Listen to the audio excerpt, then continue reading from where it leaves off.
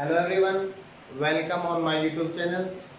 और this is the time for the 10th class chemistry. तो ये जो चैप्टर है हमारा लगभग पूरा हो गया है और ये इस चैप्टर का लास्ट टॉपिक है।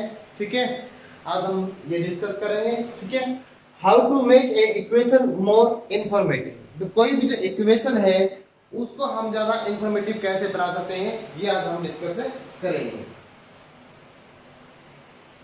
तो by the following generally three way, generally क्या होते हैं, थ्री वे होते हैं, तीन रास्ते होते हैं जिनके द्वारा हम किसी भी इक्वेशन को मोर इंफॉर्मेटिव बना सकते हैं, जिससे हमें ये पता लग जाएगा कि इस सेक्शन में ये चीज इस प्रकार से है, ये सॉलिड है, ये लिक्विड है, ये गैस की स्टेट में है, ड्यूरेशन किस डायरेक्शन के अंदर हो रही है। ठीक है, वो हम अगर पता लगा सकते हैं। तो इसमें सबसे फर्स्ट ऑफ ऑल क्या है, सबसे पहले चीज क्या है इसमें कि by indicating the state of the by indicating the state of reactant and product, reactants and product, जो प्रोडक्ट और रिएक्टेंट है उसकी स्टेट को डिटरमाइन करके, उसको बता के, इंडिकेट करके हम किसी भी इक्वेशन को मोर इंफॉर्मेटिव बना सकते हैं। ठीक है, अब मान लिया हमारे पास कार्बन है। ठीक है, आपने यहां पे लिख दिया S, मतलब क्या, S का मतलब क्या है, ये सॉलिड फॉर्म के अंदर। व्हेन कौन रिएक्ट विद द ऑक्सीजन, किससे, ऑक्सीजन से। ऑक्सीजन क्या होती है, गैस होती है, आपने क्या लिख दिया, गैस लिख दिया। ठीक है, तो it form the carbon dioxide gas, क्या बनाता है इसे, कार्बन डाइऑक्साइड गैस बनती है। और क्या होता है इसे, रिलीज सम वाटर वेपर्स, मतलब ये क्या है, लिक्विड यहां से क्या होगा, निकलेगा। ठीक है, तो इसमें आपने क्या कर दिया, जो कोई जितने भी जो हमारे पास रिएक्टेंट थे और प्रोडक्ट थे, सबके स्टेट को आपने मेंशन कर दिया। तो जिससे हमें ये पता लग गया कि जो इसमें जो रिएक्टेंट और प्रोडक्ट है वो किस स्टेट के अंदर है, सॉलिड में है, लिक्विड में है, या वो फिर गैस के अंदर है। ठीक है, बाय इंडिकेटिंग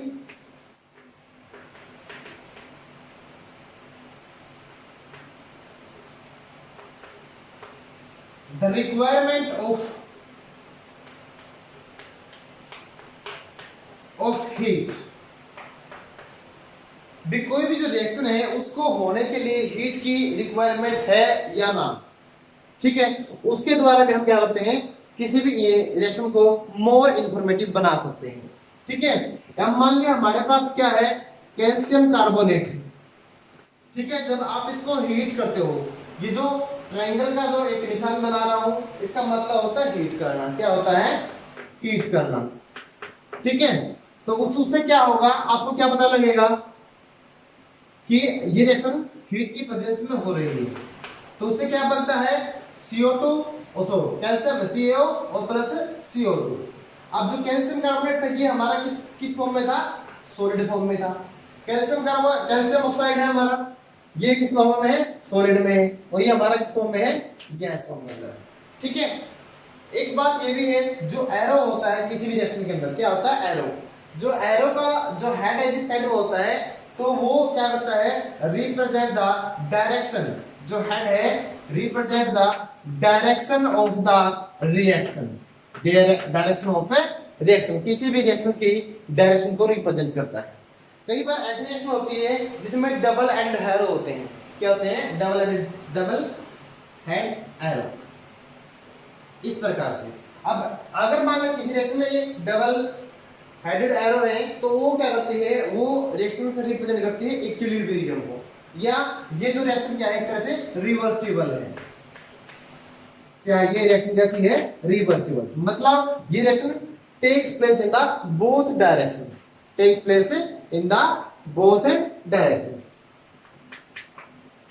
थर्ड है बाय इंडिकेटिंग द, जो मतलब कोई डायरेक्शन है वो किस एटमॉस्फेयर के अंदर हो रही है, या by indicating the condition for the reaction, condition for reaction, किसी भी रिएक्शन के लिए कंडीशन की रिक्वायरमेंट क्या है। ठीक है, अब मान लिया हमारे पास कार्बन मोनोऑक्साइड है, क्या है, कार्बन मोनोऑक्साइड। ठीक है, जब आप इसको क्या करोगे, वाटर के अंदर से पास करते हो, कैसे करते हो, अंडर 300 एटमॉस्फेयर प्रेशर और 300 डिग्री सेल्सियस के ऊपर। ठीक है, in the presence of zinc oxide plus chromium trioxide CrO3, chromium trioxide, ये आपके क्या होंगे, कैटलिस्ट होते हैं, मतलब जो रिएक्शन क्या करें कैटलाइज होने में क्या करते हैं, हेल्प करते हैं। जब ये रिएक्शन होती है तो इसके लिए क्या कंडीशन क्या चाहिए, ये चाहिए होती है। ये कंडीशन नहीं होगी अगर आपके पास प्रेशर इतना नहीं होगा, टेम्परेचर इतना नहीं होगा और ये कैटलिस्ट नहीं होंगे, तो ये reaction does not take place. तो क्या होगी, रिएक्शन में नहीं होगी, यहां लग जाएगा क्रॉस। अगर आपके पास ये सभी कंडीशन क्या है, प्रेजेंट है, तो उसके बाद क्या होगा, आपके पास बनेगा मेथनॉल CH3OH, मेथनॉल CH3OH। ठीक है, तो कोई भी रिएक्शन है उसको हम इस तरह से क्या कर सकते हैं, मोर इंफॉर्मेटिव बना सकते हैं। वो हमें बताएगी कि कोई भी रिएक्शन है किस रिएक्शन के अंदर हो रही है, कोई भी जो रिएक्टेंट है प्रोडक्ट है वो किस स्टेट के अंदर प्रेजेंट है। ठीक है, एरो हमें रिप्रेजेंट करता है डायरेक्शन ऑफ द रिएक्शन। ठीक है, तो इस तरह से हम किसी भी इक्वेशन को मोर इंफॉर्मेटिव बना सकते हैं।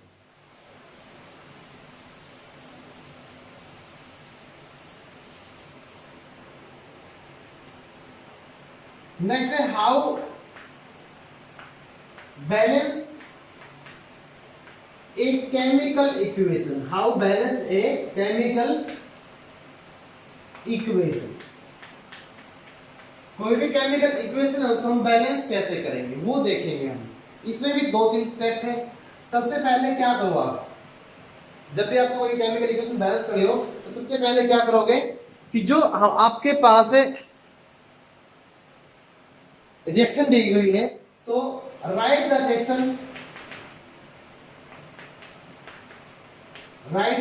Reaction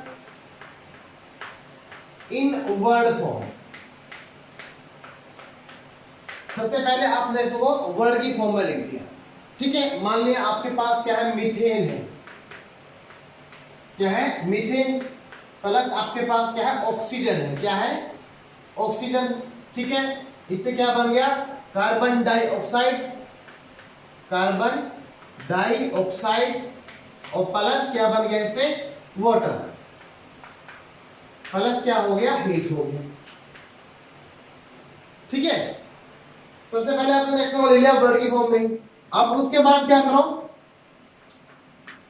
put the formula of reactant and product, reactant and the product. जो रिएक्टेंट है हमारा वो हमेशा होता है लेफ्ट हैंड साइड के अंदर, जो प्रोडक्ट होता है हमारा किसी भी रिएक्शन के अंदर वो होता है राइट हैंड साइड के अंदर। ठीक है, अब आपने क्या बोल दिया, फॉर्मूला, जो फॉर्मूला है किसका, रिएक्टेंट का और प्रोडक्ट का, वो लिखो। अब मीथेन था, मीथेन का फॉर्मूला होता है CH4 होता है। यहां पर क्या ऑक्सीजन हो गया, ऑक्सीजन का फॉर्मूला हो गया O2 हो गया। अब आगे क्या है, कार्बन डाइऑक्साइड है और उसके आगे क्या है, वाटर है, वाटर का फॉर्मूला हो गया H2O। ठीक है, 2 स्टेप हो गए। थर्ड स्टेप क्या होगा,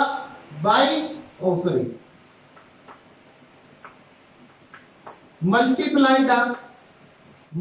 the atom of reactant, atom of the reactions, atom of reactions by whole number, जो सबसे छोटा हो, एटलीस्ट स्मॉल वोल नंबर, एटलीस्ट स्मॉल या लीस्ट स्मॉल नंबर। सबसे पहले सबसे छोटे से बड़ा करो, फिर उससे बैलेंस होते उससे बड़ा ले जाओ, फिर उससे बड़ा, फिर उससे बड़ा। ठीक है। अब आपने क्या करना है, ये देखना है कि जो नंबर ऑफ एटम है दोनों रिएक्टेंट के रिएक्शन के अंदर, रिएक्टेंट के और प्रोडक्ट के, वो बराबर है या नहीं। Number of atom of the reactant is equal, will be equal to the number of atom of the product. Reactant और प्रोडक्ट के एटम क्या होना चाहिए, बराबर होना चाहिए, क्योंकि this will be satisfy the law of conservation of mass, law of conservation of mass. Mass को ना तो हम क्रिएट कर सकते हैं, ना ही इसको हमें डिस्ट्रॉय कर सकते हैं। तो इस लॉ को हम ध्यान में रखते हैं, क्या करेंगे इसको, नंबर ऑफ रिएक्टेंट और number of atom of the product will be equal. अब देखो यहाँ पर क्या है, कार्बन कितना है, एक। यहाँ पर कार्बन देखो कितना है, एक है, बराबर है चीज। हाइड्रोजन कितना है, यहाँ पर 4 है। यहाँ पर हाइड्रोजन कितना है, सिर्फ 2 है।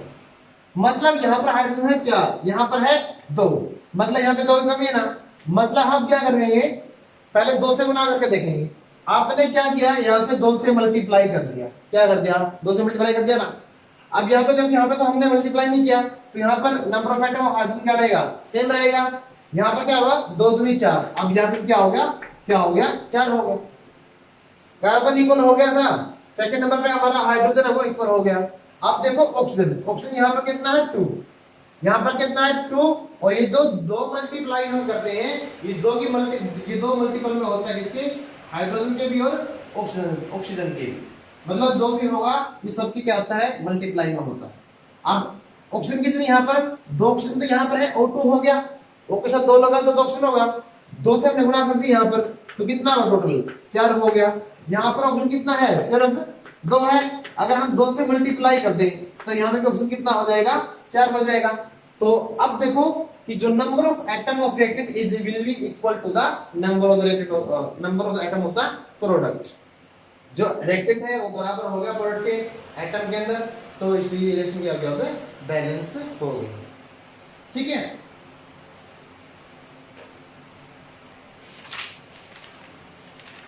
तो एक आधी और रिएक्शन, कुछ हम रिएक्शन देखते हैं जिससे आपको थोड़ा सा ये लगेगा कि बैलेंस करना हमें आ गया है।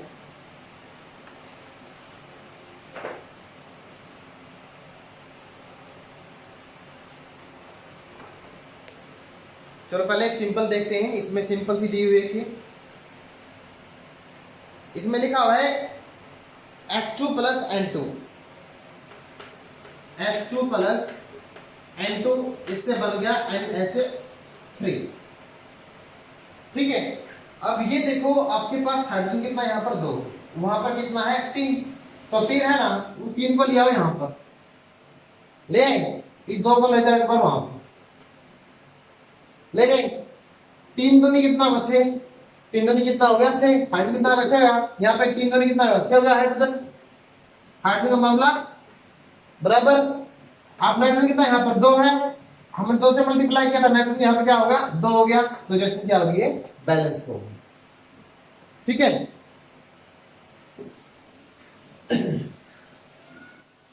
चलो और देखते हैं, इसने दिया हुआ है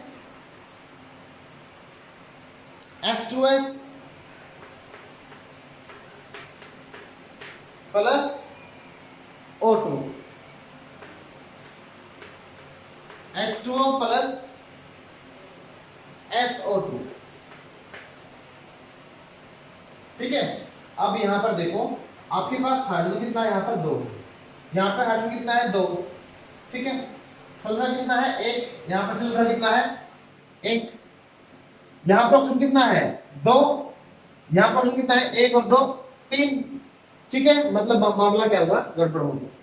अब आप हम क्या करेंगे, लीस्ट पॉसिबल नंबर होता है 2 होता है ना, 1 से गुणा करेंगे बराबर रहेगा, हम 2 से मल्टीप्लाई कर देते हैं इसको। मान ऑक्सीजन कितना हो गया 4, यहाँ पर ऑक्सीजन कितना था 1 और 2 3 था ना। अब यहाँ पर क्या था, विषम संख्या, इसको हम सब में ले आएंगे एक तरह से, तो यहाँ पे कितना हो जाएगा, 2 ऑक्सीजन यहाँ पे 2 यहाँ पे, ऑक्सीजन क्या होगा, बराबर होगा। जैसे हमने ऑक्सीजन को बराबर किया तो जो हाइड्रोजन की संख्या क्या होगी, अनबैलेंस होगी। किसकी संख्या अनबैलेंस होगी, हाइड्रोजन की। अब हाइड्रोजन कितना हुआ, यहाँ पर 4, यहाँ पे कितना था 2। अगर हम इसको क्या करेंगे, 2 से मल्टीप्लाई कर दें, क्या कर दें 2 से मल्टीप्लाई कर देंगे, हाइड्रोजन कितना हो गया, 4 हो गया, लेकिन सल्फर की मात्रा फिर क्या हो गई, 2 हो गई। ठीक है, लेकिन वहां पर सल्फर कितना है, 1। अब सल्फर को भी बैलेंस करना पड़ेगा। अब सल्फर को बैलेंस जैसे करेंगे, 2 से मल्टीप्लाई कर दिया, सल्फर तो बैलेंस हो जाएगा, लेकिन अब दोबारा से फिर क्या है, जो ऑक्सीजन की अमाउंट है वो क्या होगी, डिस्टर्ब होगी। एक बार दोबारा देखो, ठीक है। देखो इसमें यहां पर हाइड्रोजन कितना है, 2 है, यहां पर हाइड्रोजन कितना है, 2। अभी तक हाइड्रोजन है बराबर। सेकंड थिंग देखो, सल्फर कितना, 1 है, यहां पे भी 1 है सल्फर, ये चीज भी बराबर है। अब आते हैं ऑक्सीजन के ऊपर। ऑक्सीजन यहां पर 2, यहां पर 1 यहां पर है और 2 यहां पर है, टोटल हो गई 3, यहां पर हो गई 2। अगर हम इसको 2 से मल्टीप्लाई करेंगे तो ऑक्सीजन कितनी हो जाएगी, यहां पर हो जाएगी 4, वहां पे 3 है ना। अगर हम यहां पर भी क्या कर दें, 1 को जोड़ दें, 2 से मल्टीप्लाई कर दें, ऑक्सीजन तो बराबर हो जाएगी, क्या होगी, ऑक्सीजन तो होगी यहां पे बराबर। जैसे हमने उसको बैलेंस करने के लिए इसे मल्टीप्लाई किया, ये मल्टीप्लाई किससे हो गया, हाइड्रोजन से भी हो गया। अब यहाँ पर हाइड्रोजन की मात्रा कितनी हो गई, 4 हो गई। यहाँ पर हाइड्रोजन की मात्रा कितनी है, सिर्फ 2 है। तो इसलिए हाइड्रोजन को बैलेंस करने के लिए हमने क्या कर दिया, हाइड्रोजन को भी 2 से मल्टीप्लाई कर दिया। अब हाइड्रोजन यहाँ पे हो गया 4, यहाँ पर हाइड्रोजन कितना हो गया, 2 दूनी 4, 2/2 4। ठीक है, अब देखो जैसे हमने हाइड्रोजन को तो बैलेंस कर दिया, ऑक्सीजन हमारी बैलेंस हो गई। इन दोनों के चक्कर में कौन अनबैलेंस हो गया, सल्फर। कौन हो गया, सल्फर। सल्फर कितना यहाँ पर 2, यहाँ पर कितना है 1। अब सल्फर को बैलेंस करना पड़ेगा। अब आप मल्टीप्लाई करोगे बाई 2 से मल्टीप्लाई कर दिया सल्फर को। अब सल्फर यहाँ पे भी 2 है और यहाँ पे भी क्या है, सल्फर 2 है, लेकिन सल्फर को तो बैलेंस कर दिया। अब किसकी मात्रा में गड़बड़ हो गई, ऑक्सीजन की मात्रा। अब ऑक्सीजन यहाँ पे कितना है, 2 दूनी 4, यहाँ पे कितना है 2 और 2 दूनी 4 6। 2 तो ऑक्सीजन यहाँ पे है और 4 ऑक्सीजन है यहाँ पर, तो टोटल हो गई 6 ऑक्सीजन। यहाँ पे ऑक्सीजन कितनी है, 4। अब हमें क्या करना पड़ेगा, इसका 6 बनाने के लिए इसको 3 से मल्टीप्लाई करना पड़ेगा। किससे मल्टीप्लाई करना पड़ेगा, 3 से। ठीक है, तो अब ऑक्सीजन यहाँ पे क्या हो गई, 6 हो गई, वहां पर कितनी है 6। तो every atom will be equal. ठीक है, तो कोई भी कितनी भी बड़ी रिएक्शन क्यों ना हो, आप एक एक चीज को करके चलोगे ना, तो कोई भी रिएक्शन क्या होगी, अनबैलेंस या मिस्टेक नहीं होगी, आपकी ठीक हो जाएगी। ठीक है, बस आपको ध्यान क्या रखना है कि नंबर ऑफ एटम को आप अच्छी तरह से लिखते जाओ, काउंट करते जाओ, इस साइड में भी और उस साइड के अंदर भी। ठीक है, उसके बाद सबसे पहले 2 से मल्टीप्लाई करो। ठीक है, जैसे अब यहाँ पे 3 आ रहा है, आपने उसे पहले 3 से ही कर देते, कोई जरूरी नहीं है, बाद में हो जाएगा।